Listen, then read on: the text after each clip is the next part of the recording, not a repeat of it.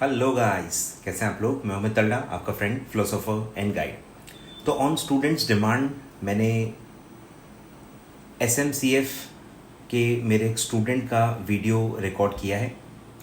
उन्होंने 60 marks score किए हैं, ठीक है। एग्जामिशन लिया है एसएमसीएफ सब्जेक्ट में इन दिसंबर 24 एग्जामिनेशंस, ठीक है। यश कामरा उनका नाम है।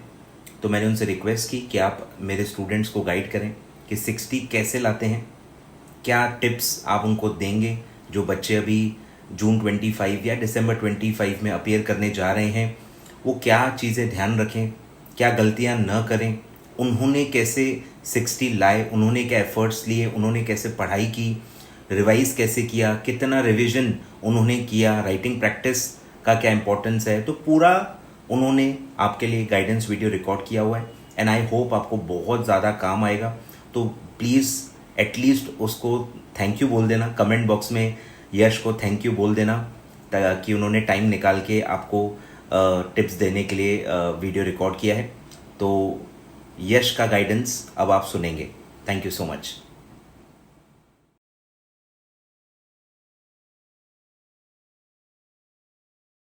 Hello Amit sir.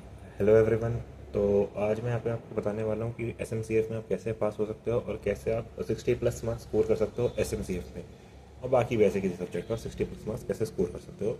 मैंने अभी अपना दिसंबर 2024 का एग्ज़ाम दिया था, उसमें मेरा ग्रुप 2 जो है क्लियर हुआ और एसएमसीएफ मेरे 60 मार्क्स आए हैं।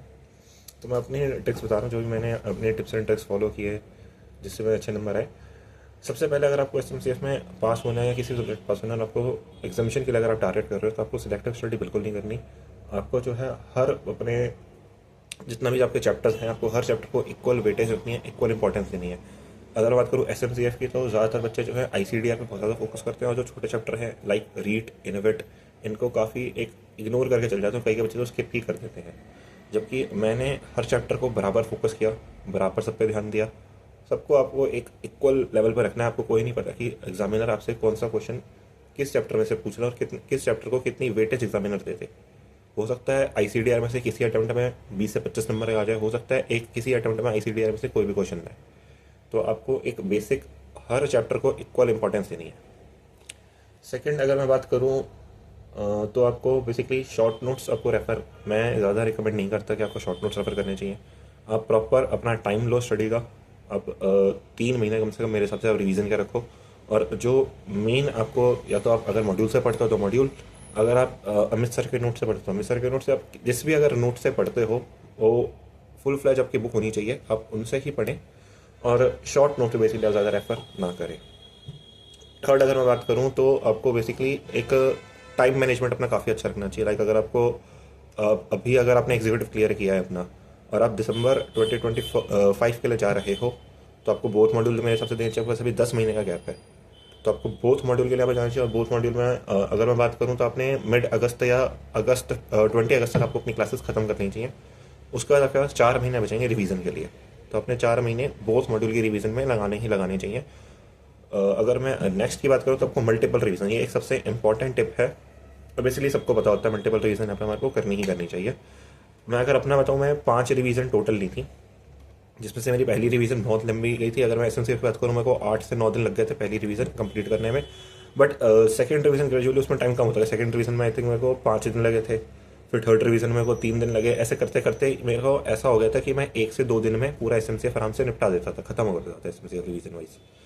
तो एग्ज़ाम से पहले आपके पास प्रेशर बहुत कम हो जाता है अगर आपने मल्टीपल रिवीजन करी हुई है तो। सबसे इंपॉर्टेंट टिप है मल्टीपल रिवीजन वाली। अगर मैं बात करूँ नेक्स्ट टिप की, तो आपको बेसिकली जैसे मैंने देखा है अमित सर से और बाकी भी सर से, टीचर से, बहुत बच्चे कहते हैं कि सर हमारे को एक स्टडी प्लान बता दो, हमारे को बता दो कि सर 90 डेज़ बचे हैं, 30 डेज़ बचे हैं, 60 डेज़ बचे हैं, तो हम कैसे पढ़ें। मेरा ऐसा मानना है कि कोई भी ऐसे स्टडी प्लान नहीं होता जो आपको एक टीचर बता दे और वो हर बच्चे के लिए एप्लीकेबल हो। लाइक अगर हो सकता है अमित सर को स्टडी प्लान बता रहे हो वो मेरे लिए बहुत ज़्यादा एप्लीकेबल हो, पर किसी और बच्चे को वो उतना सूटेबल ना लगे। अगर मैं अपना बताऊँ, मैं एक दिन में एक सब्जेक्ट उठाता था। लाइक मैंने अभी एसएमसीएफ उठाया तो मैं 3-4 दिन तक एसएमसीएफ को ही कंप्लीट करता रहूँगा। मैं एसएमसीएफ को तब तक पढ़ूंगा जब तक एसएमसीएफ मेरा कंप्लीट नहीं हो जाता। बट अगर किसी और बच्चे को हो सकता है ये अप्रोच सही ना लगे, कोई और बच्चा एक दिन में 2 या 3 सब्जेक्ट पढ़ता हो, तो वो उसके ऊपर डिपेंड करता है। आप एग्जीक्यूटिव पास कर कर आए हो, अगर मैं यहाँ पे प्रोफेशनल वाले बच्चों की बात करूँ, वो एग्जीक्यूटिव पास कर कर आए हैं उनको पता होता है कि मैंने को क्या अप्रोच फॉलो करनी है, तो आप अपनी ही अप्रोच फॉलो करिए, आपको पता है आपने क्या करना है।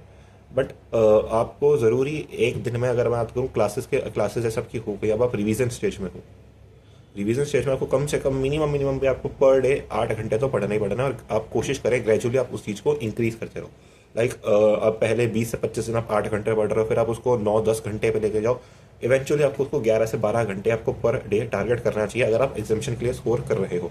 और अगर आप एग्जामिशन नहीं भी देखना तो पास भी अगर आपको होना ही है, तो आपको बेसिकली 10 से 11 घंटे तो आपको पढ़ना ही चाहिए।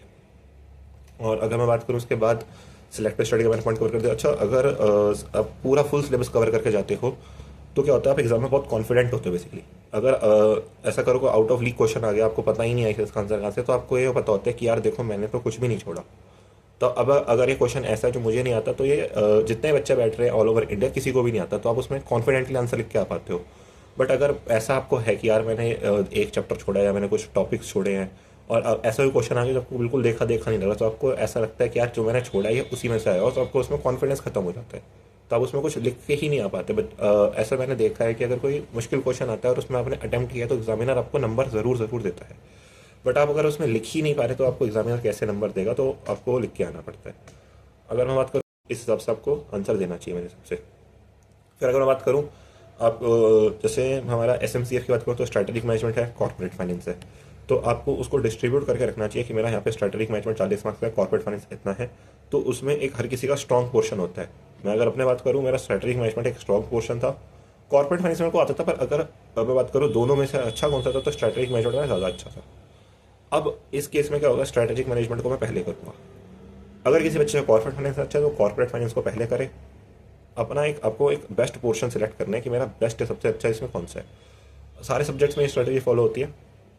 अगर मैं स्ट्रैटेजिक मैनेजमेंट की और बात करूँ SMCF की, तो इसमें आपके न्यूमेरिकल्स आते हैं। बेसिकली आपको पता होगा न्यूमेरिकल्स होते हैं। न्यूमेरिकल शीट अमित टाल्ला जो हमारे अमित सर हैं, एक न्यूमेरिकल शीट भी देते हैं। न्यूमेरिकल में लाइक 7-8 टाइप के न्यूमेरिकल हैं, उसकी आपको एक बार प्रैक्टिस जरूर करके जानी है। उसको सिर्फ रीड नहीं करना, बेसिकली उसको आपको खुद को लिख कर एक बार खुद से उसको सॉल्व करके देखना है। मिल जाते हैं, आप उसके आंसर मत देखिए, क्वेश्चन लीजिए, खुद से सॉल्व करिए, फिर देखिए कि मैंने सही करा है गलत किया। 1-2 बार आप बेसिकली आपको आने चाहिए, उस पर आपका हाथ बैठा होना चाहिए। पेपर में मैं अगर बात करूँ तो या तो न्यूमेरिकल नहीं आते, आते हैं तो बहुत सिंपल न्यूमेरिकल आते हैं, जितने अमित टाल्ला सर की बुक में हैं उतने ही आते हैं, ज़्यादा न्यूमेरिकल नहीं आते। एंड अगर मैं बात करूँ लास्ट की, तो आपको बेसिकली छुट्टी मतलब पढ़ना आपने रोज़ ही पढ़ना है। आपने ऐसा नहीं कि आज मैं नहीं पढ़ा, आज मैं छुट्टी कर लेता हूँ। तो अब जैसे 90 डेज बचे हैं अभी तो जून अटेम्प्ट में, तो आपको 90 डेज अच्छे से रोज़ पढ़ना चाहिए। और जो बच्चे दिसंबर अटेम्प्ट भी दे रहे हैं उनको अभी फोकस करना चाहिए कि मैं अपनी क्लासेस खत्म करूँ, क्योंकि जितनी जल्दी आपकी क्लासेस खत्म होंगी उतनी ही ज़्यादा आप रिवीजन ले पाओगे, उतना ज़्यादा आपके पास टाइम होगा। बट इसका मतलब ये नहीं अपनी क्लासेस को स्पीड बढ़ा के देखना है। आप जेन्युइनली रोज़ अपना जो भी आपने टारगेट बना लो, कि देख लो कि रिकॉर्डेड और बच्चे लेक्चर लेते हैं, उनको तो पता होता है कि मेरे पास कितने लेक्चर्स हैं। उस हिसाब से आप देख लो कि यार इतने लेक्चर हैं, लाइक मेरे पास अगर 150 लेक्चर हैं और अभी मेरे को जैसे अगस्त तक खत्म कर रहे हैं, तो मैं पर डे कितने लेक्चर देखूँ, 2 लेक्चर देखूँ, 3 लेक्चर देखूँ, 1 लेक्चर देखूँ, किस हिसाब से देखूँ, उस हिसाब से आपको एक टारगेट सेट कर लो और लेक्चर देखो। और लेक्चर जल्द से जल्द खत्म करने में फोकस रखो, क्योंकि जब तक आपकी क्लासेज खत्म नहीं होंगी आप सेल्फ रिवीजन पे नहीं आ पाओगे।